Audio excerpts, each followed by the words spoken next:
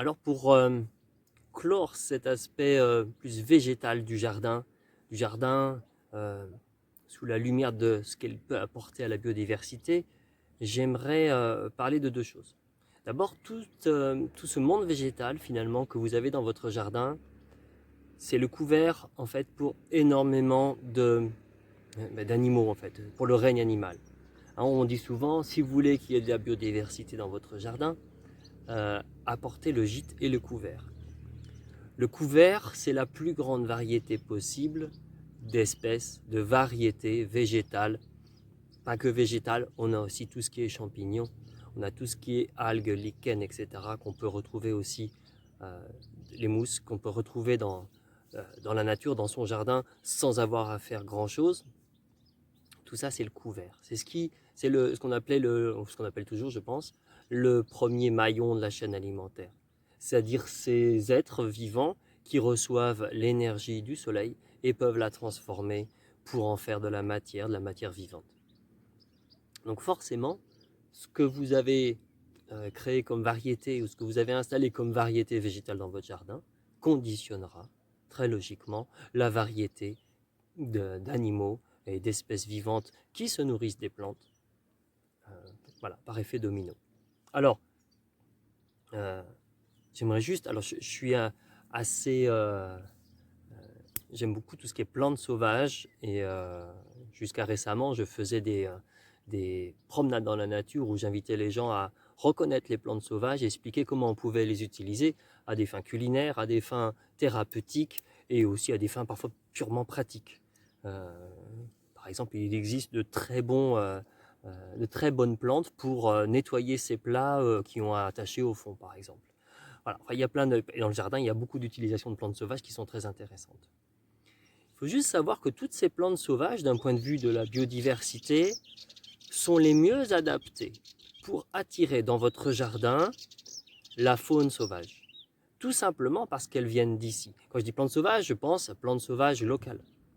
Euh, Sans vous inviter forcément à installer dans votre jardin des massifs d'orties, vous pouvez en mettre quand même parce qu'il y a beaucoup d'intérêt derrière l'ortie, vous pouvez favoriser le développement de la flore locale. Et là, vous verrez, vous augmenterez le potentiel de faune qui pourrait apparaître dans votre jardin. Donc ça, c'est une chose.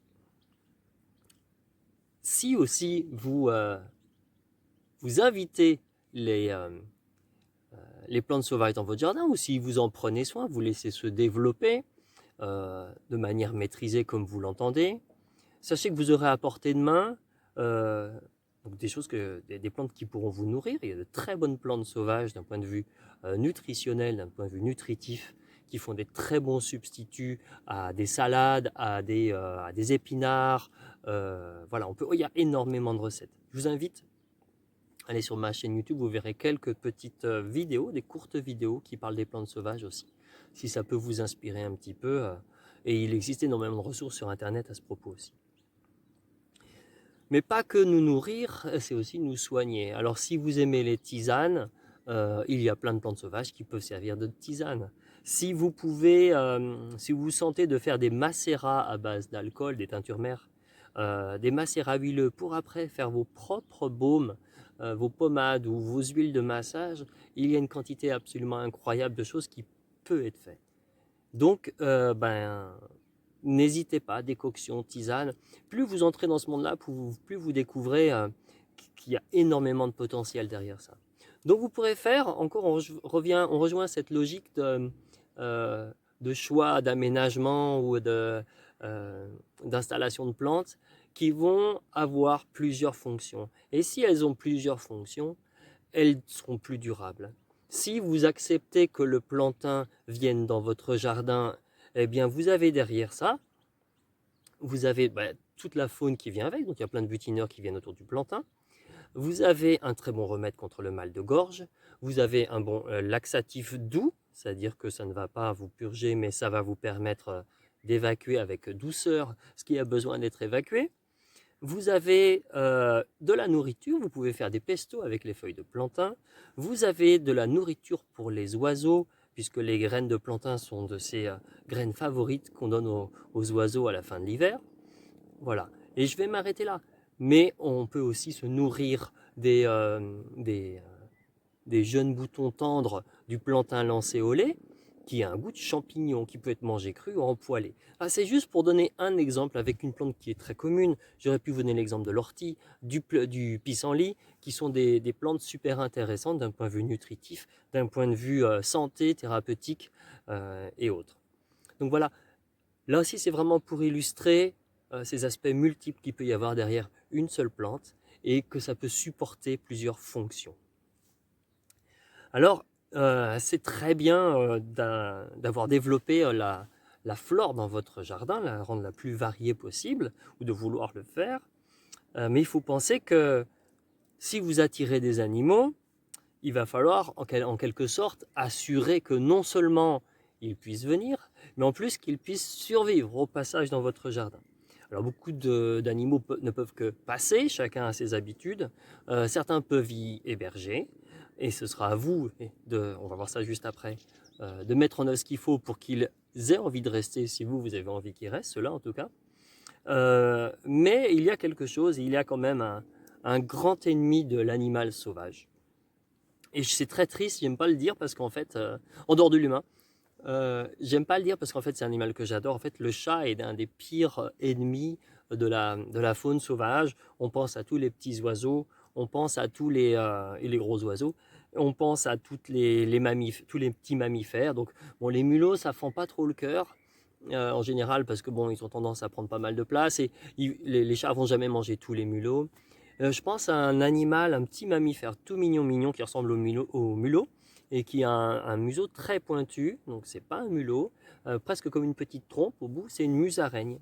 Et les chats adorent chasser les musaraignes, mais le problème c'est qu'ils ne les mangent pas, enfin le problème si on veut. Et c'est des animaux très utiles dans le jardin, la petite musaraigne. Elle mange une quantité absolument énorme d'insectes. Et donc l'avoir dans son jardin c'est une bonne chose, mais je vous expliquerai comment on peut faire pour que même les chats puissent ne pas y toucher.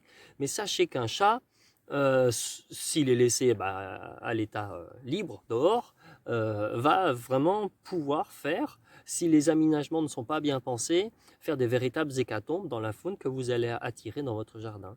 Les chiens aussi, dans une moindre mesure. Les chats sont vraiment des chasseurs, c'est des félins. Les chiens descendent des loups, donc ils étaient habitués à un autre gibier. Les chats sont restés quand même des animaux très autonomes, très indépendants et qui aiment toujours chasser comme leurs ancêtres le faisaient à l'état sauvage. Donc voilà. Donc il va falloir trouver un moyen de mettre, votre faune à l'abri des griffes du chat. Bien. Donc le couvert, on l'a vu, maintenant c'est le gîte. Alors le gîte, en fait chaque gîte, chaque habitat pour un animal quel qu'il soit est différent. Et parfois ça va tellement dans quelque chose de très spécifique que si vous faites un abri à oiseaux voilà, vous dites tiens je vais faire un abri à oiseaux, un nichoir, et ben, vous n'aurez qu'un type d'oiseau qui va rentrer dedans, pas d'autre. Tout simplement parce qu'en fonction de la taille de l'oiseau, du passereau, l'orifice dans lequel vous allez l'orifice que vous allez faire dans le nichoir va avoir une taille différente en fonction de l'oiseau. Une mésange ne rentrera pas dans le même trou qu'une fauvette, par exemple. Tout simplement parce que leur gabarit, ils vont se présenter devant et ils vont voir que ça ne les protégera pas. C'est-à-dire qu'un autre animal qui sera un peu plus gros pourra rentrer dedans et manger ses œufs ou ses jeunes oiseaux. Donc ils choisissent avec beaucoup d'attention leur type de nichoir. En sachant qu'à l'état sauvage, ils n'ont pas besoin de nichoir, puisqu'on n'a jamais vu des oiseaux fabriquer leur propre nichoir.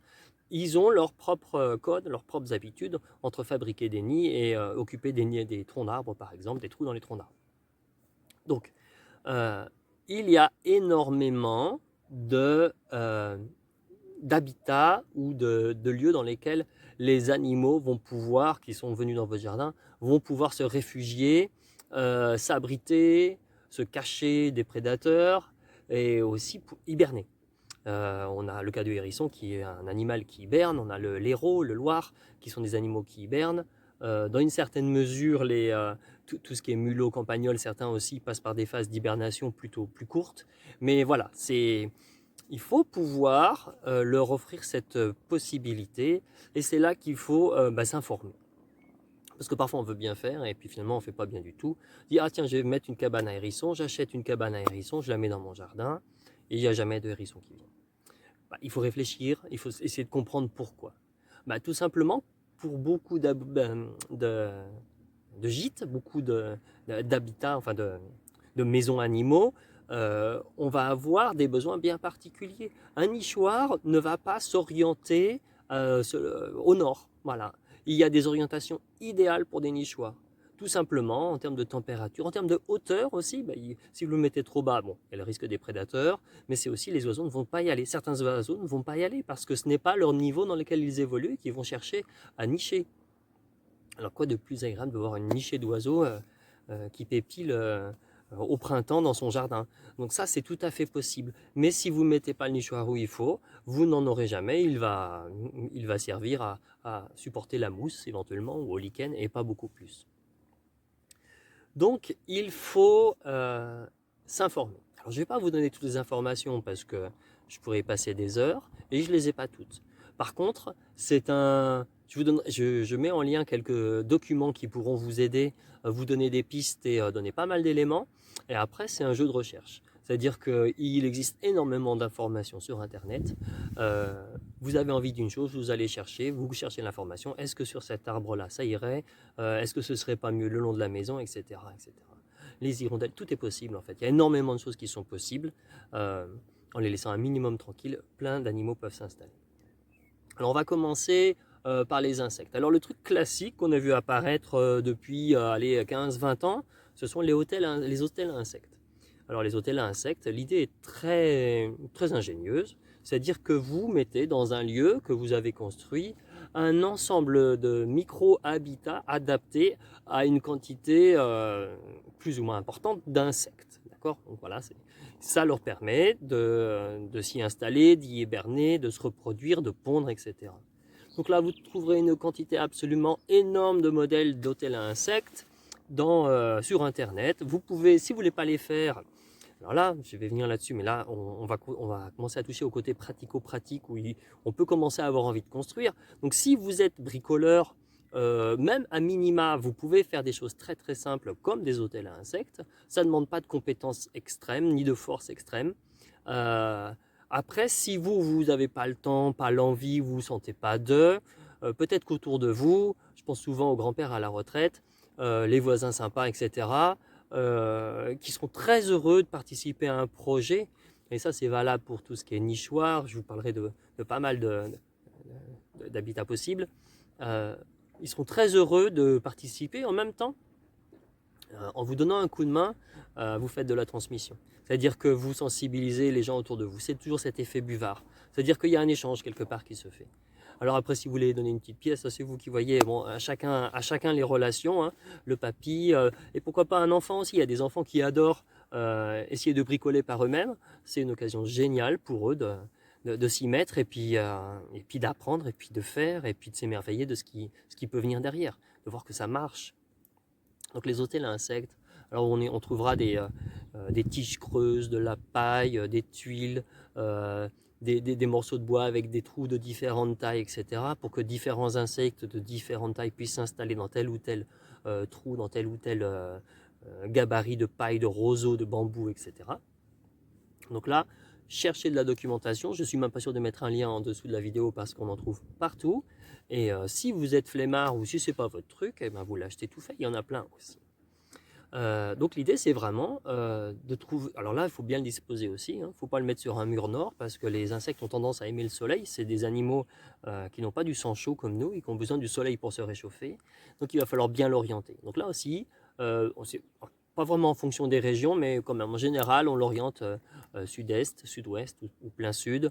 Pas forcément en plein cagnard toute la journée non plus. Donc voilà, vous informez-vous là-dessus, savoir un petit peu quel est l'endroit. Quel endroit serait l'idéal dans votre jardin. Un petit bémol par rapport à ça, c'est dire que c'est très bien. Je préfère que les gens mettent un hôtel à insectes dans leur jardin que pas du tout. Mais finalement, ça ne fait que reproduire des habitats que vous pouvez faire autrement qu'avec un hôtel à insectes. en l'intégrant de manière, alors c'est plutôt esthétique, moi je trouve quand même les hôtels à insectes, en l'intégrant carrément dans le paysage de votre jardin, et c'est pas un objet ou c'est pas une installation un peu ovni dans votre. Alors moi j'en ai fait à une époque, j'avais construit une cabane pour mes enfants, c'était intégré dans un des pans de la cabane des enfants. Je sais pas si c'était super judicieux parce qu'en fait les enfants perturbent, font du bruit, secouent, etc.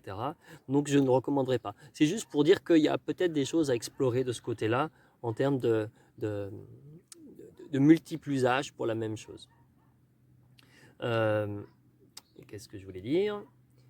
Oui, aussi, oui, un point aussi un peu négatif par rapport aux hôtels à insectes, c'est que certains insectes ne vont pas venir s'installer à côté des voisins qui pourraient être des prédateurs. Donc, concentrer beaucoup d'insectes dans une petite zone, ce qui n'aurait pas lieu à l'état naturel, n'est pas forcément judicieux. Ça va marcher, vous risquez d'en voir un petit peu par-ci par-là, mais toutes les cases risquent de ne pas être occupées. Tout simplement parce que un insecte va préférer ce qui ressemble le plus à ses conditions naturelles pour se reproduire, pour s'abriter, pour hiberner. Et votre hôtel à insectes, aussi bien, aussi intelligemment conçu qu'il soit, ne pourra qu'imiter la nature. Mais faites-le quand même, si c'est le minimum que vous pouvez faire, faites-le. Alors là, je vous invite après à aller, comme je disais tout à l'heure, à créer des habitats spécifiques pour chaque animal qui pourrait être utile ou agréable d'avoir dans son jardin. Alors globalement, comme j'ai dit, on a tout ce qui est mammifère, on a tout ce qui est insectes, on a tout ce qui est oiseaux, on a les reptiles, on a les batraciens. Donc là, on va voir la quantité absolument incroyable d'habitats possibles. Alors je vais commencer par ce qui est assez peu visible. Alors on n'y pense pas souvent, mais en fait, si vous voulez qu'il y ait pas mal d'insectes dans le jardin, une des premières choses à faire, c'est de ne pas trop perturber certains coins de votre jardin. Là, c'est plus ou moins réaliste selon la taille des jardins. Et voilà, si on a 2-3 mètres carrés, effectivement, si on commence à laisser 1 mètre carré sans rien faire du tout, ça devient vite compliqué. Mais pourquoi pas, à vous de voir. Tout simplement, pensons à comment se passe, par exemple, pour un arbre. Un arbre, à l'automne, il perd ses feuilles. Les feuilles tombent sur le sol, se décomposent et vont dans le sol. Bien, bon, ça ne se fait pas tout seul, en fait. Derrière, toute cette activité de l'arbre qu'on pourrait prendre séparément, il y a énormément de choses qui gravitent autour. Et quand je dis énormément de choses, c'est dire que ce qui va dégrader, c'est-à-dire couper en petits morceaux les feuilles, le décomposer, vous avez des centaines d'organismes, et là je pense qu'on pourrait taper dans les milliers, on serait peut-être plus juste, d'organismes qui vont intervenir. Et le lit de feuilles qu'il y a sur le sol sert d'abri à des insectes qui ne vont pas forcément se nourrir, mais qui vont être aussi un gîte pour eux. Alors, à l'état naturel, les feuilles tombent, se décomposent pendant l'hiver, ça reste un tapis de feuilles plus ou moins dégradé parce qu'il y a des feuilles qui ont beaucoup de lignine, donc c'est beaucoup plus long à décomposer, et vont servir d'abri, de gîte et de couvert pour pas mal de faune pendant tout l'hiver et jusqu'au printemps, au moment où là, la décomposition s'accélère parce qu'il fait de plus en plus chaud. Et là, la litière va vraiment s'intégrer en tant qu'humus dans le sol. Alors,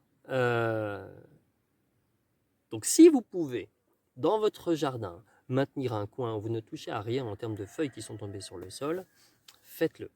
Et là déjà, vous avez pris un quart au minimum de votre hôtel à insectes. Vous n'en avez plus besoin. C'est vraiment énorme en fait la quantité, surtout si on est sur des essences d'arbres qui sont locales. C'est-à-dire que voilà, il y a une faune, ça va des bactéries jusqu'aux gros décomposeurs, jusqu'aux vers de terre, qui vont s'occuper de tout ça. Alors, et là aussi, il y a toute alors, sans forcément laisser vos feuilles tout l'hiver parce que peut-être qu'elles sont tombées sur un coin de pelouse, j'en sais rien.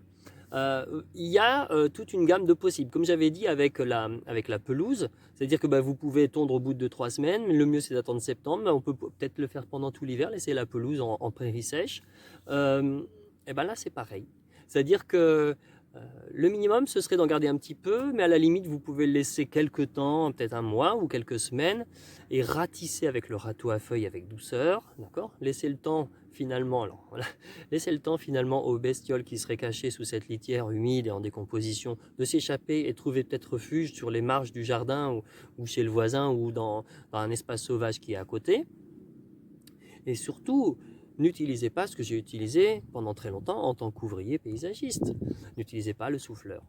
Le souffleur, alors ça fait déjà beaucoup de bruit, donc on parlera des nuisances sonores après. Et en fait, ça détruit. Alors la puissance de soufflage du souffleur à feuilles est absolument énorme, et donc ça tue littéralement énormément de choses qui est au niveau du sol, et ça décape littéralement le sol. C'est-à-dire qu'il y a peu de chances qu'il y ait grand-chose qui reste derrière. Le râteau à feuilles est plus doux finalement, même si c'est mécanique, c'est plus doux. Donc d'un point de vue écologique, le souffleur n'est pas forcément une bonne idée. Alors d'un côté pratique, c'est vraiment génial parce qu'effectivement c'est hyper efficace. Enfin voilà, la surface qu'on peut déblayer en feuilles avec un souffleur en 1 heure, ça n'a rien à voir avec ce qu'on fait avec un râteau à feuilles. Donc à vous encore une fois de placer le curseur où vous voulez. C'est juste pour vous dire que derrière un outil qui peut sembler anodin et pratique, finalement il y a un impact. Il faut savoir que les souffleurs, alors c'est plus pour des histoires de décibels, sont interdits dans certaines agglomérations américaines, tout simplement parce que ça casse les oreilles à tout le monde. Alors déjà les tondeuses, bon, il y a des jours il ne faut pas, hein, comme chez nous, mais les souffleurs c'est un vacarme. Si tout le monde se met à utiliser son souffleur le week-end dans une zone résidentielle, voilà, vaut mieux être à côté d'un aéroport. Bon, j'exagère évidemment. Donc voilà, donc rien que ça, hein, laissez des choses se décomposer. J'ai pris l'exemple des feuilles, mais ça peut être du bois. Hein, tout simplement le bois. Derrière le bois qui se décompose dans un coin du jardin, alors pourquoi pas une souche, un tas de branches, et quelque chose qui peut être très dissimulé. Après ça peut être fait de manière assez esthétique aussi, ça peut être couvert par des plantes grimpantes qui fera que vous ne verrez pas le tas de bois en décomposition. Il y a énormément d'animaux qui se nourrissent du bois mort. Je ne sais pas si vous avez entendu parler non pas du scorpion, du sagittaire, je pense que c'est comme ça qu'il s'appelle le sagittaire. C'est un insecte j'ai un doute, c'est un insecte qui passe 3 ans, sa larve passe 3 ans dans le bois à se nourrir, et elle sort pendant peut-être quelques jours, quelques semaines, pas beaucoup plus, pour se reproduire, et après elle retourne sur le bois, et pour pouvoir faire de nouvelles larves qui vont se nourrir du bois. Vous pensez bien que si vous ne laissez pas de bois mort, ou que ce soit, vous n'en verrez jamais dans votre jardin. C'est un insecte absolument charmant, avec des couleurs bleutées, grisées, voilà. C'est avec de grandes antennes, c'est vraiment un bel insecte. Eh bien, si on ne lui laisse pas la possibilité de se reproduire, de vivre, enfin de faire tout son cycle, vous ne le verrez pas. Et il y a énormément, là c'est juste un exemple, derrière la décomposition du bois, vous avez énormément, je vous rappelle que l'écosystème forêt est l'écosystème, on va dire, final, le climax sous nos climats. Donc, si on n'a pas tous les éléments, j'allais dire, de la forêt, voilà, il y a une dimension un peu forêt dans le jardin, on va louper certaines possibilités que peut apporter un écosystème forêt. Rien qu'en apportant un tas de bois en décomposition, en n'y touchant pas, une vieille souche, il y en a qui sont très esthétiques en plus, qui peuvent même servir de banc, ça empêchera pas. Alors au bout d'un moment, le banc il va se raffaisser parce qu'effectivement il va se faire dévorer, mais pendant quelques années vous pouvez en servir comme banc, excusez-moi. Et après, ça n'empêche pas à toutes les bestioles de faire leur travail à l'intérieur de la souche. Je donne un autre exemple qui a plusieurs fonctions aussi. Moi j'ai vécu en Angleterre à une époque, et j'ai beaucoup visité de jardins en Angleterre, notamment des jardins de châteaux. Et il y a un jardin du château d'Arundel, je ne le dis pas un peu à la française, mais c'est pas grave, qui a une partie qui est absolument magnifique, magique. Tout simplement, en fait, en 87, en Angleterre, il y a une immense tempête, presque un ouragan, en fait, qui a renversé énormément d'arbres. Et dans le parc du château, ils ont eu beaucoup d'arbres qui sont tombés, donc des essences locales.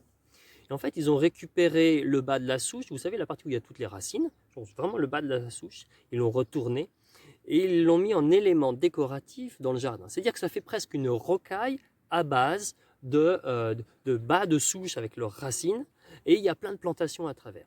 C'est-à-dire que là, on a une fonction décorative, en sachant que c'est vraiment magique. Allez voir Arundel, A-R-U-N-D-E-L.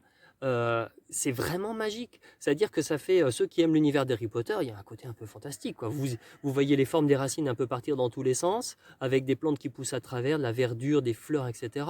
Vous imaginez ce que vous voulez dans les formes. Enfin, c'est vraiment un univers vraiment particulier. Moi, j'adore.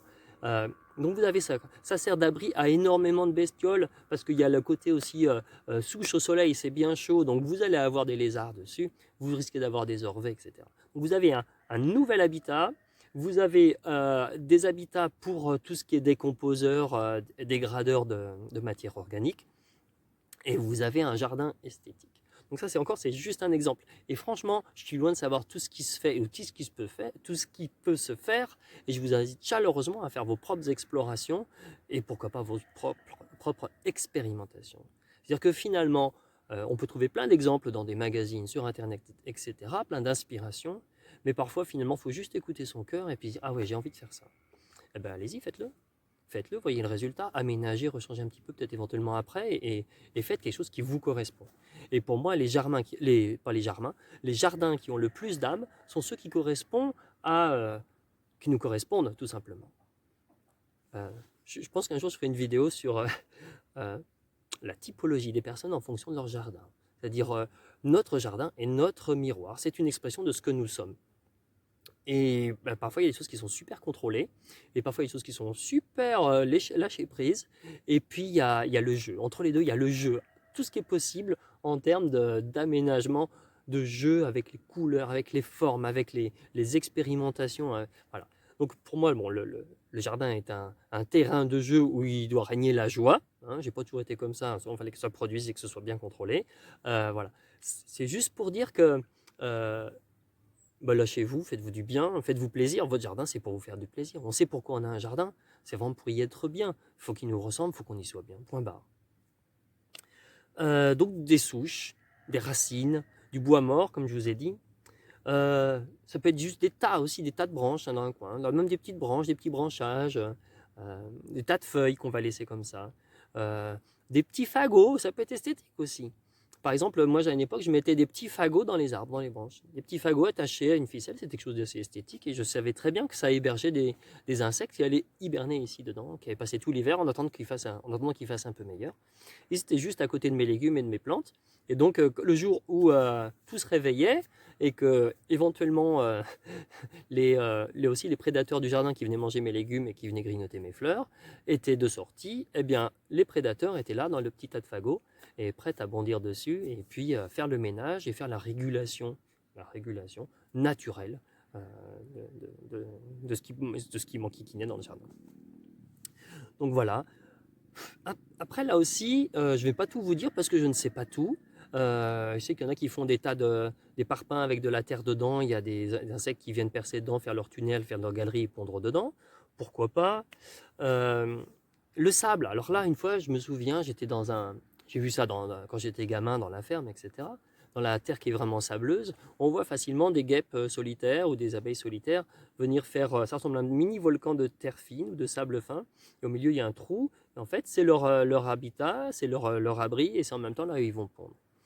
Et je me rappelle dans un jardin d'un particulier dans lequel je venais travailler régulièrement, je ne sais pas pourquoi, je ne sais pas à quoi celui-là avait servi, mais il y avait une zone de 3-4 mètres carrés qui était très sableuse et qui était couverte de grillages. Et donc forcément, on ne pouvait que nettoyer à la surface, ce qui dépassait, hein, on ne pouvait pas enlever le grillage. Et en fait, il y avait une quantité absolument impressionnante de ces petits cônes où il y avait un trou au milieu et il y avait des guêpes solitaires, des abeilles solitaires qui venaient pondre dedans. Elles étaient super bien protégées, personne ne venait les déranger. Donc voilà, un petit tas de sable. Alors le problème avec les tas de sable qui ne sont pas couverts, justement, c'est les chats. Hein. Les chats, ils adorent venir gratter du sable et faire leur petit cadeau au milieu. J'avais eu la bonne idée à une époque de faire un bac à sable dans mon jardin et j'avais pas pensé que ça pouvait servir de toilette aux chats et très vite c'est devenu de toilette aux chats. Donc il a fallu couvrir avec un grillage quand les enfants ne jouaient pas. Mais donc ça c'est un inconvénient avec le sable et pourtant le sable, les sols sableux sont un habitat bien spécifique pour un certain nombre de bestioles. Voilà. Alors je dis bestiole, c'est pas négatif du tout, hein. D'accord, ça reste quelque chose de très affectueux. Alors après, il y a tout ce qui est abri pour les plus gros animaux. Donc je vous ai parlé des nichoirs. Donc là, encore une fois, sur Internet ou ailleurs ou dans des livres, vous trouverez énormément de modèles de nichoirs en fonction des oiseaux que vous voulez accueillir chez vous. Avec toutes les explications, comme je vous disais, sur comment bien les disposer, comment bien les exposer pour qu'elles rendent le service que vous voulez qu'elles vous rendent. Donc il y a les oiseaux. Donc ça, il y a une quantité assez impressionnante. Il y en a beaucoup qui feront leur nid, qui n'ont pas besoin de nichoir. Ne faites pas un nichoir à pigeons, ça ne vous servira à rien. Pourquoi pas faire un pigeonnier. ne faites pas un nichoir à corbeaux, ça servira à rien, ou à pie, ça servira à rien. Eux, ils sont autonomes, ils feront dans des arbres de grande taille. Et encore une fois, chaque oiseau fera son nid à une certaine hauteur parce que c'est les conditions idéales pour qu'il fasse son nid. Et pour l'un, ce ne sera pas l'autre. Je ne sais pas si c'est français, mais je pense que vous avez compris. De la même manière, les hérissons. Alors les hérissons sont très intéressants parce qu'en fait, dans le jardin, je pense surtout au jardin potager, mais aussi dès que vous êtes enquiquiné par les limaces, vous avez un allié de choix. Et il ne vous fera jamais de mal, sauf si vous asseyez dessus. C'est vraiment un animal très mignon. Et donc c'est intéressant d'abord de pouvoir le laisser rentrer chez vous, parce que c'est un animal terrestre qui est assez gros, il ne s'envole pas, il peut monter un peu sur des murets, des choses comme ça, il n'y a pas de problème. Mais si votre jardin est entouré, allez, on va dire d'une haie, de portail, pas d'une haie, pardon, de murs ou de grillages qui ne laissent aucun espace pour ce qu'il passe, tout simplement, eh ben, il ne viendra jamais dans votre jardin, il ne viendra jamais vous aider et participer à l'amélioration de la biodiversité dans votre jardin. Alors, si c'est le cas, une toute petite chose, aménager tout simplement. Alors, ça peut être tout simplement d'écarter votre grillage à mailles un tout petit peu ou le découper un tout petit peu pour laisser un trou pas plus gros que ça, vraiment petit en fait, hein, je crois que c'est pas plus de 10 cm, ça peut se faufiler à travers pour qu'il passe. Et s'il peut passer parce que vous lui avez laissé suffisamment de place, et s'il y a à manger, et s'il y en a dans le voisinage, ils vont circuler, ils vont venir s'installer. Un animal qui va se sentir bien chez vous, il restera. Le hérisson, c'est le cas. Alors, le laisser rentrer dans son jardin, donc c'est un animal semi-nocturne qui arrive tard le soir quand il commence à faire noir, qui se promène une partie de la nuit, puis qui va se reposer, qui va rester, on le voit rarement la journée. Donc le nourrir, c'est une bonne chose. Donc, les limaces, c'est très efficace. Vous allez, je vous invite à lui faire une petite maison, un petit abri. Alors là aussi, vous trouverez plein de choses sur Internet. Le truc de base, si vous ne voulez pas vous casser les pieds, c'est la caisse en bois. À l'envers, là vous faites un petit dégagement au niveau du sol, elle est 20 cm de large, 7 cm de profondeur dans la terre, pas dans un endroit qui prend l'eau effectivement, bien exposé, c'est-à-dire sud-est, en général on dit sud-est, alors moi j'en ai vu contre des murs du sud s'installer, du mur du sud-ouest ou du sud-est, mais on dit plutôt sud-est parce que tout simplement, le matin le soleil se lève, c'est un animal qui a la température qui baisse pendant l'hibernation. Ce qui est intéressant pour lui, c'est de ne pas trop utiliser d'énergie pendant toute l'hibernation.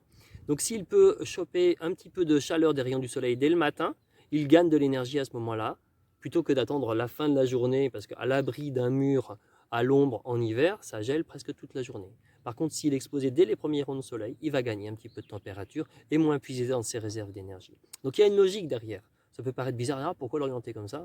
Il y a ça. Et pour les oiseaux, c'est souvent ça aussi. C'est-à-dire que bien exposés, les petits auront besoin d'être moins longtemps couvés parce qu'ils auront la bonne température.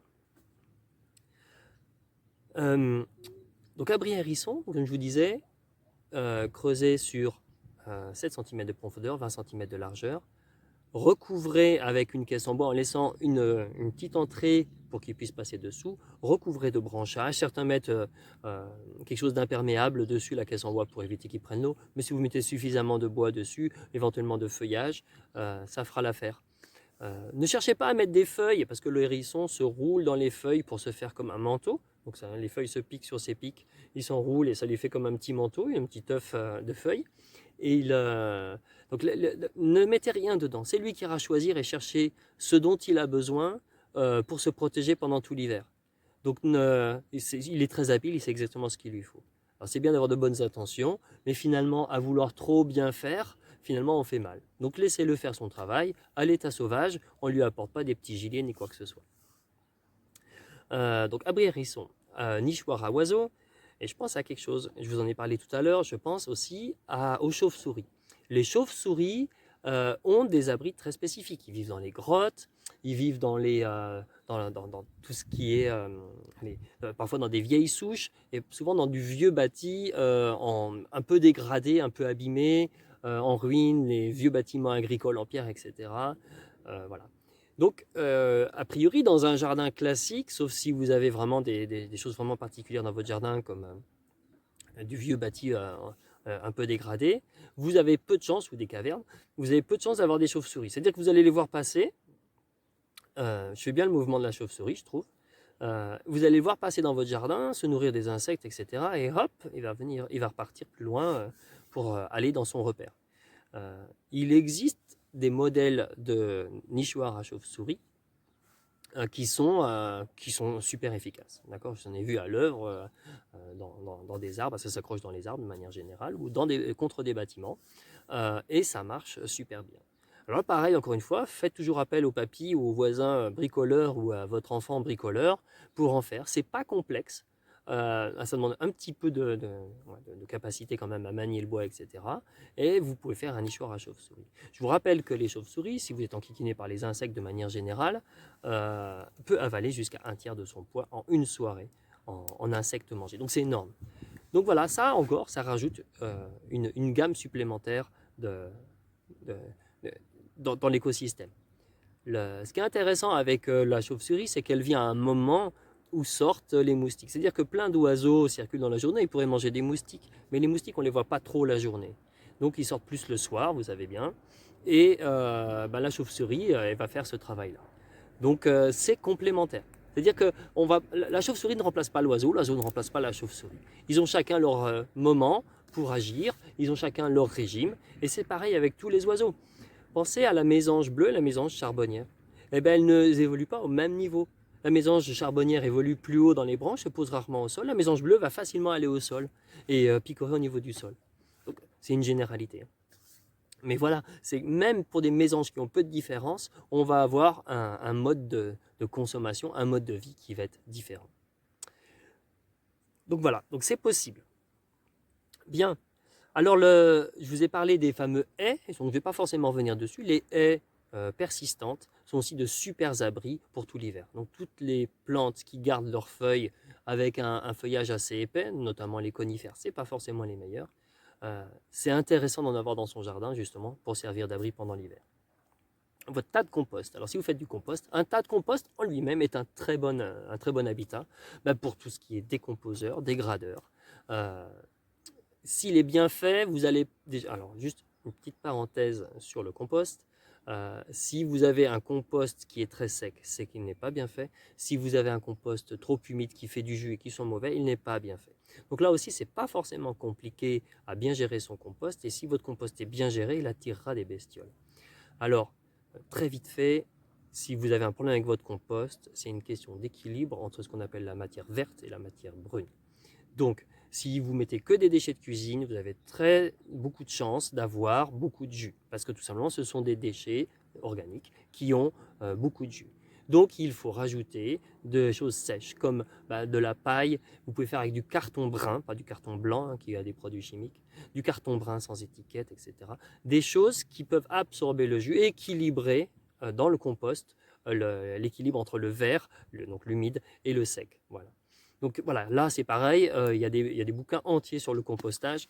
Donc là, je vous invite à aller explorer ça si jamais vous êtes face à ce problème-là. Donc là, il y a aussi le minéral. Alors le minéral est très intéressant. Là, je suis dans un milieu très minéral. Des tas de pierres. Simplement, des tas de pierres, ça peut être très esthétique. Vous pouvez même faire carrément des sculptures à base de pierres dans votre jardin. Des tas de pierres. Là, tout de suite, on va attirer surtout tout ce qui est, je vous l'ai dit tout à l'heure, tout ce qui est reptile, hein, les lézards, les serpents en tout genre, les orvets. Et aussi, vous allez voir beaucoup d'insectes venir se chauffer sur les pierres, surtout en début de saison ou en début de journée. Tout simplement parce que les insectes en ont besoin de se chauffer au soleil. Donc là, déjà, vous attirez, même si c'est un abri temporaire ou un endroit où ils ont envie de se poser de manière temporaire, vous les faites venir chez vous. Vous les faites venir chez vous, vous leur offrez un havre en fait pour se reposer et finalement peut-être aller se nourrir d'autres choses dans votre jardin, etc. Simplement en ayant des pierres nues. Et bien sûr, dès que vous avez des anfractuosités dans vos pierres, vous allez voir plein de bestioles venir se mettre dedans. Les lézards sont les premiers. En général, c'est ce qu'on trouve le plus souvent. Les lézards, en fonction des régions de France, vous allez en avoir de différentes tailles, différentes couleurs. Voilà. Là, si ça vous intéresse, il y a beaucoup de choses à explorer là-dessus aussi. Donc des tas de pierres. Après, ça peut être tout simplement des murets de pierres sèches. Si vous voulez, vous pouvez faire une rocaille Les rocailles, c'est très intéressant aussi parce que ça, il y a la façon dont ça se fait, hein, c'est assez technique aussi, dont ça s'aménage, fait qu'on peut faire venir des plantes, y faire pousser des plantes qu'on ne va jamais trouver à l'état sauvage ou très très peu. Et là aussi, on va diversifier la biodiversité dans son jardin, mais c'est aussi des super abris pour beaucoup de, de bêtes qui vont avoir besoin de la chaleur de la pierre et de l'abri, des interstices qu'il y a entre les pierres. Donc moi j'ai grandi dans un endroit où il y avait beaucoup de champs ou de jardins étaient entourés de murets de pierres sèches. Bon ben voilà, il y avait plein d'abris pour la faune, là il n'y avait pas de problème. Je fais juste un petit aparté, mais qui est lié à ce que je viens juste de dire, c'est par rapport aux bâtis anciens.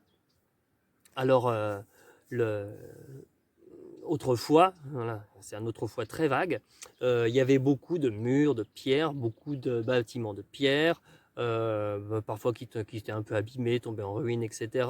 Le vieux bâti agricole, voilà, qui perd ses fonctions, donc il devient inutilisé, donc il se dégrade. Et ben, sachez que ces endroits, ces lieux sont de vrais refuges pour beaucoup de faune, hein. Je pense à la chouette, ben je pense aux lézards, je pense à toutes ces l'osmie par exemple qui va aller faire des trous entre les joints des pierres dans, le, dans les joints qu'il y a pour pouvoir pondre dedans. Il y a énormément des chauves-souris aussi dans les trous des murs qui sont assez épais, assez profonds, ils peuvent aller dedans. À partir du moment que vous rénovez du vieux bâti avec des vieilles pierres agricoles, etc., ou pas forcément agricoles, et que vous rejointoyez tout très proprement et que vous fermez tous les orifices, eh bien vous éliminez finalement des possibilités à la biodiversité de s'installer autour de chez vous ou chez vous. Alors, moi je dirais, voilà, effectivement, je comprends tout à fait l'intérêt d'avoir un bâti qui tient debout déjà, c'est très intéressant, surtout quand on veut vivre dedans. Je comprends tout à fait l'intérêt d'avoir quelque chose d'esthétique, de propre, etc. Mais peut-être que c'est possible de laisser par-ci, par-là, des trous dans les murs ou des zones où effectivement il y a des choses qui vont pouvoir se glisser. Alors, vous n'allez pas vous faire envahir, encore une fois, hein. J'ai grandi dans une vieille maison aussi, bah, effectivement, il y avait des bestioles qui vivaient dans les murs. Bon, parfois, c'est vrai, quand c'était des souris, c'était pas très marrant. Ça réveillait la nuit. Mais voilà, au-delà de ça, si c'est des dépendances qui sont à côté, peut-être que c'est intéressant de réfléchir à ce qui peut être fait à ce niveau-là pour encourager la biodiversité euh, plutôt que de tout boucher et de tout faire quelque chose de super lisse, super nickel. Alors, effectivement, c'est propre, c'est beau, mais voilà, c'est pas très vivant. Donc ça encore, c'est une invitation à vous de voir ce qui est possible en fonction de ce que vous avez chez vous, s'il n'y a pas quelque chose à faire de ce côté-là. Maintenant, j'aimerais vous parler du sol. Alors le sol, on n'y pense pas souvent, mais il y a énormément de vie dans le sol. Alors moi, je fais des vidéos et j'ai fait des formations sur tout ce qui est potager naturel. Et le sol, ben, c'est l'essentiel. Enfin, il y a le soleil, il y a l'eau, et il y a toute la nourriture, il y a la température, et il y a toute la nourriture qu'il y a dans le sol. Il y a tout ce qu'il y a dans le sol. Et c'est énorme ce qu'il y a dans le sol. Et la vie qu'il y a dans le sol est absolument énorme. On dit de manière générale, alors je n'ai jamais vérifié évidemment, que dans une cuillère à café de sol, on trouve autant d'organismes qu'il y a d'humains sur Terre. Donc ça, c'est effectivement quelque chose qu'on a tendance à ne pas avoir conscience, mais c'est vrai. Voilà. Il y a beaucoup plus allez, je ne vais pas dire de nourriture, de matière organique vivante par hectare grâce aux vers de terre. Alors, il y en a qui pensent que ça peut être de la nourriture, pourquoi pas, que n'importe quel autre animal qui vit sur un hectare de terre, à la surface, au-dessus, oiseaux, grands mammifères, etc. On peut atteindre des tonnes de vers de terre. Donc, ça veut dire que là, il y a énormément de vie dans le sol.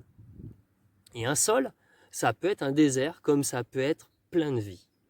Les pratiques agricoles classiques qui font que le sol est plutôt considéré comme juste un substrat sur lequel on va faire pousser des cultures et qu'on va arroser de fertilisants et de produits chimiques divers, fait que le sol n'est plus vivant. Il est tassé, il est plus vivant, il n'a pas de matière organique. Vous grattez un sol agricole qui est conventionnel, on va dire, vous allez voir très peu de vie. Allez voir un sous-sol, un sous-bois, un sol sous la forêt, mais il va y en avoir partout. Si vous jardinez avec un paillage, écartez votre paillage à toute saison, vous verrez des bestioles dans tous les sens, même en hiver, même quand il gèle, parce que ça fait un manteau de protection, etc. Si ça, le côté potager naturel, etc. vous intéresse, j'ai fait d'autres vidéos sur ça. Donc le sol doit aussi être considéré comme faisant partie de l'ensemble de l'écosystème. C'est pas quelque chose en dehors, c'est pas juste un truc sur lequel poussent les choses, ou éventuellement vivent quelques bestioles étranges et nocturnes et comme des taupes, des choses un petit peu étrange. Donc, pour favoriser un sol sain, je vous invite à le couvrir autant que possible, soit par de la végétation, donc ça c'est simple, hein, entre la pelouse, la prairie, tous les... Hein.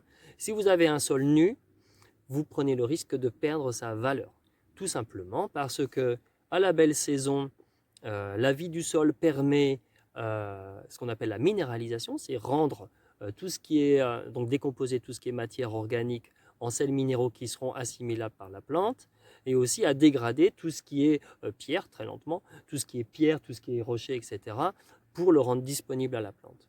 Donc ça c'est bien, ça, on appelle ça la minéralisation, je viens juste de le dire. Par contre, si vous laissez nu tout l'hiver ou quand il pleut énormément, etc., vous allez avoir du lessivage. Donc il peut y avoir de l'érosion aussi, donc emporter une partie de votre sol, mais aussi du lessivage. Donc le lessivage, c'est totalement l'inverse, c'est-à-dire que par rapport aux sels minéraux, c'est-à-dire qu'il va tellement pleuvoir, comme les sels minéraux sont solubles dans l'eau, ils sont emportés par l'eau dans les profondeurs, et là, ils ne servent plus à rien pour les plantes, donc vous avez appauvri votre sol. Donc c'est pour ça que c'est super important de couvrir votre sol. Et couvrir votre sol, si vous n'avez pas de végétation, c'est le paillage. Et là, vous freinez votre lessivage parce que vous maintenez, ça veut dire qu'il ne sera peut-être pas nul, mais vous maintenez une vie dans le sol. Vous lui permettez de continuer de vivre et de le nourrir. C'est-à-dire que votre paillage en se décomposant va nourrir le sol, va nourrir tout ce qui vit dedans et continuer à faire ce cycle de minéralisation, même pendant l'hiver, et donc de enrichir avec le temps, année après année, votre sol. Donc oui, une taupe, c'est sympa, ça fait partie de l'écosystème, et aussi ça se débarrasse de beaucoup de bestioles, là aussi, quand ça sort la nuit, ça mange beaucoup de bestioles dans votre jardin. Alors, encore une fois, là aussi, ça peut paraître hérétique pour certains, mais je ne retourne pas mon sol, je ne retourne jamais mon sol. Il faut penser que le sol aussi a un écosystème en lui-même, et qu'il est étagé, comme à la surface. Hein, on a la strate herbacée, les arbrisseaux, les arbustes, les arbres, etc. Et ben dans le sol, c'est pareil. C'est-à-dire que ce qui va vivre vraiment au premier centimètre sous le sol, c'est pas la même chose que ce qui va vivre 30 cm dessous. Et donc un sol équilibré, un sol vivant, c'est un sol où chacun a sa place et on dérange personne en fait. Hein. Dans l'état naturel, les sols ils se retournent pas tout seuls. Hein. Bon, ça arrive, mais en général c'est catastrophique et c'est très très rare. Par contre, dans votre jardin, si vous retournez votre sol, à chaque fois que vous retournez votre sol, je pense au labour tout particulièrement, parce qu'un travail en surface du sol va moins perturber votre sol, vous allez, allez, je ne vais pas exagérer, mais vous allez tuer tout le monde. C'est-à-dire que ce qui peut vivre à 30 cm sous terre ne pourra pas le faire à la surface. Je pense surtout aux micro-organismes. Hein. Bon, vous allez bousiller quelques vers de terre et toutes les larves qui peuvent vivre dedans, qui en sont en dormance. Hein, on revient encore à cette histoire de cycle qu'il peut y avoir. Hein. Si vous avez une larve qui a besoin de 3 ans pour sortir du sol, pour devenir son insecte, si vous retournez le sol, vous ne laissez aucune chance. Vous avez des chrysalides de papillons, vous retournez le sol, ça y est, vous les tuez à une chance sur 2 que vous les tuiez en retournant le sol. Et vous n'avez peut-être pas une occasion de pouvoir sortir et devenir papillon. Donc, à chaque fois que vous retournez le sol, vous perturbez le sol et vous perturbez tout ce qui vit dedans. Donc, vous l'appauvrissez à chaque fois que vous le retournez. Donc, dès qu'on a pris ça en considération, on ne regarde plus son sol de la même manière, on n'a plus envie de travailler son sol de la même manière. Donc là encore, je vous dis, il y a des vidéos là-dessus, il y en a pas que les miennes, il y en a d'autres, qui expliquent tout ça très très bien. Mais alors, s'il vous plaît, s'il y a plein de choses que j'ai dit dans cette vidéo, et vous dites, oh là là, j'ai fait une bêtise, oh là là, j'aurais pas dû faire ça, oh là là. Alors n'allez pas vous flageller dès que la vidéo est finie, c'est pas la peine. Okay, on est tous ignorants de quelque chose, parfois de beaucoup de choses, moi le premier. Et ben on apprend, et puis après on continue, on fait ça autrement, et puis tout va bien. Voilà. Et le but, c'est pas d'être parfait. Il paraît qu'on n'est pas parfait, enfin, quand on ne sait pas tout. Voilà. Donc on est là pour apprendre, alors apprenons, et puis changeons nos pratiques si on considère que c'est nécessaire. Alors voilà pour le sol, voilà pour tout ce qui est minéral, etc. J'aimerais vous parler d'un autre milieu que vous pouvez créer assez facilement. Ça demande quand même un petit peu d'effort physique ou de mécanique. C'est la mare. Alors créer une mare, pourquoi pas? Alors là c'est pareil, il ne faut pas la mettre n'importe où, on la met au soleil, on ne la met pas à l'ombre, sinon elle va s'asphyxier, voilà, il n'y aura pas de vie dedans. Et donc là, pareil, vous trouverez un lien vers un fichier très imposant là en dessous de la vidéo qui parle de comment on peut faire. Alors avec plein de conseils. Tout simplement, si vous construisez une mare, si vous faites une mare même petite, vraiment petite, vous ferez une sacrée différence. qui dit mare, dit... Alors, ne mettez pas de poissons dedans, parce que si vous mettez des poissons dedans, ils vont manger tout ce qui va vouloir s'installer ou tout ce qui s'y sera installé. Donc, pas de poissons. Les mares ne sont pas forcément faites pour mettre des poissons. Elles sont faites pour faire un mini écosystème où vous allez avoir tout ce que vous n'aurez pas dans un jardin classique. C'est-à-dire que très vite, vous pouvez avoir des grenouilles qui vont venir s'installer. Alors, ça fait un peu de bruit, vous n'êtes pas obligé de les mettre sous votre fenêtre. Vous allez avoir des larves de libellules. Vous pouvez avoir une quantité vraiment impressionnante des salamandres. Moi, j'ai eu des salamandres dans mon jardin. Vous pouvez avoir une quantité impressionnante de batraciens, d'insectes aquatiques, donc les larves qui vont avec. Les moustiques ne vont jamais s'installer dedans tout simplement parce que leurs prédateurs seront dans l'écosystème autour. Alors, il y a un ensemble de précautions à prendre particulières. Hein. Il faut penser, comme je vous disais tout à l'heure, que creuser une mare, c'est un certain volume de terre enlevé, même si c'est une petite mare. Il faut penser à l'orientation, il faut penser à l'étagement de la végétation, parce que certaines plantes poussent très bien sur le bord, d'autres, il faut qu'elles soient, si vous mettez des plantes dedans, il faut que ce soit à 30-40 cm de profondeur, d'autres, ça peut être jusqu'à 1 mètre. Donc, en fonction de ce que vous voulez installer, de la taille de votre mare, il va falloir bien penser à tous ces aspects-là. Encore une fois, chaque animal qui viendra s'installer, ou chaque nouvelle plante aussi qui viendra s'installer, rentre dans la complexité de l'écosystème. Et je ne pense pas l'avoir dit, mais parfois, une plante va attirer un seul nouvel insecte ou un seul nouveau lien écologique avec un autre être vivant. Et rien que ça permet d'enrichir et de maintenir la biodiversité. Donc les mares sont très intéressantes. En plus, elles ont un effet, par exemple, si vous mettez au sud de votre potager, ça va augmenter la luminosité qu'il y aura sur votre potager, donc ça va augmenter la production. Quelque chose aussi que je n'ai pas pensé, c'est par rapport à tout ce qui est minéral, j'ai oublié de vous le dire, tout ce qui est minéral, si vous mettez des rochers et des murs, ça va aussi réchauffer le microclimat que vous avez dans votre jardin. Une autre chose aussi, c'est si votre jardin est extrêmement exposé au vent, la biodiversité sera moins importante. Tout simplement parce qu'on aime bien être tranquille quand on est un insecte, on aime bien avoir chaud rapidement, etc. Donc si vous arrivez à enclore ou à bloquer des vents dominants votre jardin en faisant certaines plantations, en faisant certains aménagements, vous allez améliorer le microclimat que vous avez dans votre jardin. Trop de vent, c'est aussi, j'allais dire mauvais. Oui, c'est aussi mauvais pour la croissance des végétaux. C'est plutôt négatif. C'est-à-dire que, tout simplement, les plantes réagissent à un grand vent en cessant de croître ou en diminuant leur taux de croissance. Regardez ce qui pousse en bord de mer en Bretagne, c'est pas très vigoureux, c'est pas très grand. Vous allez centaines de mètres plus loin, les mêmes plantes sont beaucoup plus grandes. Et bien c'est la même logique. La plante produit une hormone qui freine la croissance quand elle est exposée à beaucoup de vent. Tout simplement, elle se protège, elle n'a pas envie de se faire casser par le grand vent, donc elle s'adapte et donc elle est rabougrie. Si vous voulez des beaux légumes, si vous voulez des belles plantes, etc., créez un microclimat à l'abri des vents dominants. Donc voilà, les pierres, les rochers réchauffent l'atmosphère. Vous pouvez éviter d'avoir les effets des gelées fortes simplement en aménageant, alors je pense à quelqu'un qui est un pionnier de la permaculture, un Autrichien qui s'appelle Sepp Holzer, qui a créé une ferme incroyable à peu près 1000 mètres d'altitude en Autriche, où il fait pousser toutes sortes de légumes, d'arbres fruitiers, même des abricotiers à 1000 mètres d'altitude, il faut y aller, tout simplement parce qu'il a aménagé son flanc de montagne avec une quantité impressionnante de rochers exposés au soleil et de mares. Tout simplement parce que la mare réfléchit la lumière, elle permet aussi de stocker la chaleur qui va être restituée, c'est un régulateur de température qui va être restitué pendant la nuit, et même chose pour les rochers qui stockent la chaleur et la restituent pendant la nuit. Donc lui, il s'est fait un microclimat à 1000 mètres d'altitude en Autriche exposé au sud. Il faut y aller. Ben, il l'a fait et c'est super et ça marche très bien. Donc ça, si ça peut vous inspirer aussi, eh bien, essayez, faites vos expérimentations. Parfois, un bon mur bien exposé au sud, vous avez un super microclimat devant ce mur. Voilà. Donc, une mare, oui. Pourquoi pas? Encore une fois, c'est une fonction en fonction de la surface que vous avez disponible, évidemment. Alors, j'allais dire, faites attention, parce qu'effectivement, parfois on est plein de bonnes intentions pour développer la biodiversité, mais il y a des aspects auxquels on ne va pas penser. Et donc, il y a toutes ces choses que nous, les humains, on apporte autour de son habitat, qui peuvent nuire à cette biodiversité.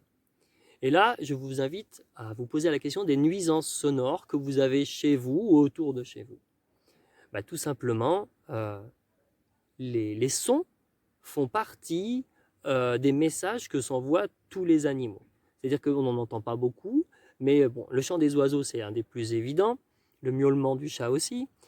S'il y a beaucoup de bruit, tout simplement, les animaux, même les insectes avec des petits bruits, ne vont pas pouvoir s'entendre. Le but du bruit, c'est de communiquer et de se reproduire notamment. Et si effectivement, avec une nuisance sonore, on va perturber leur vie, leur capacité à se communiquer entre eux, ils ne vont pas avoir envie de rester. Donc la radio à fond dans le jardin tout le temps, c'est pas une bonne idée. D'un point de vue de la biodiversité, d'un point de vue de l'ambiance, ça peut être super, à vous de voir. La nuit aussi, le calme. Le calme, la nuit c'est calme. De manière générale, sauf quand il y a des grandes tempêtes, etc. Mais c'est calme.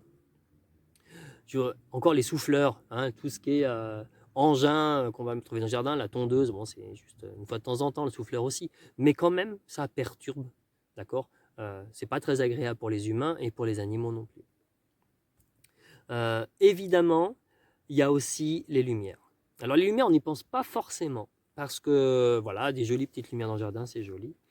Mais bon, quand on voit ce que peut attirer une lampe sur la terrasse en plein été, une nuit d'été, on se dit ouais, quand même, ça doit les déranger un petit peu. Alors l'idée, c'est quand même de limiter la luminosité de votre jardin, l'illumination de votre jardin pendant la nuit. Tout simplement, pensez même simplement là, hier, avant-hier, je voyais, il y avait plein de lucioles qui volaient autour de notre camping-car. Là. Je disais, ouais, s'il y avait plein de lumière, elles ne s'y retrouveraient pas. Tout simplement, c'est ça. C'est les animaux ont besoin d'obscurité parce qu'à l'état naturel, la seule lumière qu'il y a, c'est les étoiles, c'est la lune, c'est les réverbérations sur des surfaces comme des surfaces d'eau, etc. C'est tout. C'est tout. Et donc, si vous pouvez vous rapprocher au maximum de cet état de luminosité, faites-le. Chaque lumière artificielle est une perturbation potentielle pour les insectes. Enfin, pas les chauves-souris, voire rien. Pour les insectes, au contraire, ça les arrange, ça attire les insectes, ils ont juste à aller les choper sous la lumière. Les insectes, les oiseaux. Vous avez des oiseaux qui chantent en plein milieu de la nuit parfois, alors que ce n'est pas leur habitude, tout simplement parce qu'il y a de la lumière artificielle. Vous avez des coqs qui chantent au milieu de la nuit parce qu'il y a de la lumière artificielle. Alors si vous vivez à côté, c'est pas super. Alors bien sûr, il y a l'éclairage public qui ne dépend pas de vous. Là aussi, il y a peut-être des choses qui vont changer avec le temps, même par rapport avec les illuminations de Noël, etc. Bon, c'est pas forcément la chose la plus intelligente à faire. On comprend l'intérêt de la sécurité, etc., d'avoir de l'éclairage public. Mais peut-être qu'il y a des choses à réfléchir autour de ça aussi. Juste à titre d'exemple, les tours jumelles qui ont été abattues en 2001, il y a eu à la suite de ça un monument qui a été fait à sa place là, et c'était un rayon de lumière qui partait du sol, mais hyper puissant, et qui remontait vers l'espace. Hein. Symboliquement, je trouve ça magnifique, il n'y a pas de problème. Le problème, c'est qu'ils se sont rendus compte au bout d'un moment que lors des migrations des oies, en fait, et d'autres oiseaux, il y avait des milliers d'oiseaux qui étaient perturbés par ça et qui mouraient à cause de cette lumière qui montait vers le ciel. Donc ils se sont dit, bon, on va la couper. Ouais, c'est une bonne idée. Et c'est difficile d'imaginer l'effet que ça peut avoir à l'avance, je comprends, hein, voilà, ça n'a pas dû être même imaginé que ça puisse perturber quoi que ce soit, mais oui. Et la pollution lumineuse devient un gros problème pour la biodiversité de manière générale, puisque ça perturbe énormément d'animaux, insectes, oiseaux notamment, dans leur vie normale, quoi. Donc voilà, là aussi quelque chose à prendre en ligne de compte. Je ne vous ai pas parlé des produits chimiques parce que pour moi c'est une évidence. À partir du moment que vous utilisez des produits chimiques dans votre jardin, vous vous substituez à la nature en voulant régler un problème. Mais le problème, il peut être réglé autrement. Alors, parfois, il y a des infestations de certaines bestioles. Ça arrive de temps en temps, même si c'est équilibré, il y a une infestation. Voilà, ça arrive parce que les conditions climatiques, une forte humidité, forte chaleur vont faire qu'ils vont se développer de manière excessive par rapport à d'habitude.